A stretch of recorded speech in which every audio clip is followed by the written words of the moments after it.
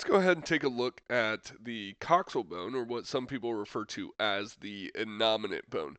Now, the coxal or innominate bone is made up of three independent bones, which are colored here using the program Anatomy app, and I'll put that link in the description.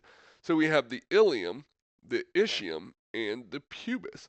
So that's three bones that make up this coxal bone.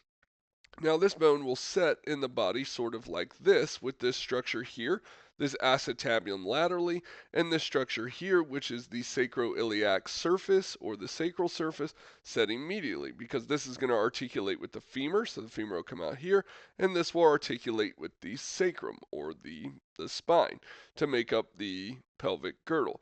So let's go ahead and let's start looking at the individual parts, and we'll start here with the ilium. So this is going to be the lateral side of the ilium, and it's going to face a little bit posteriorly, so you can see in that orientation, this will face a little bit posteriorly. This is known as the gluteal surface, and this is where the gluteal muscles are going to attach to. So this is the gluteal surface.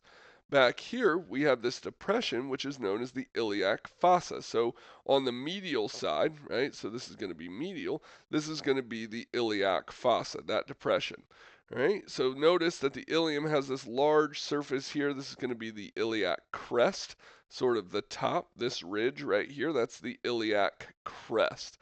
Okay, now if we look, this is going to be on the anterior side, this is going to be on the posterior side, and the ilium has four spines associated with it. We can count 1, 2, 3, 4. We have two anteriorly and two posteriorly. Right, so these are going to be the superior anterior spine, iliac spine. This would be the inferior anterior iliac spine.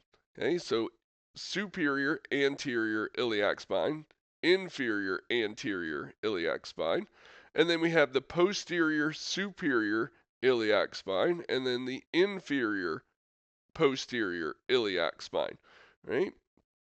So the ilium makes up the superior portion of the acetabulum. This whole structure right here is the acetabulum, with the depression being the acetabular fossa.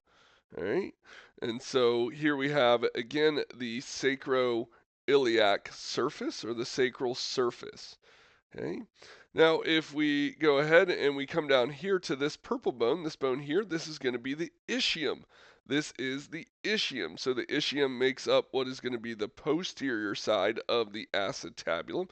And the ischium has this ischial spine on it right here. So this is going to be the ischial spine, and the ischial spine, along with the inferior posterior iliac spine, makes this little sort of notch right here. And this is known as the greater sciatic notch. And it's the notch which the sciatic nerve runs through.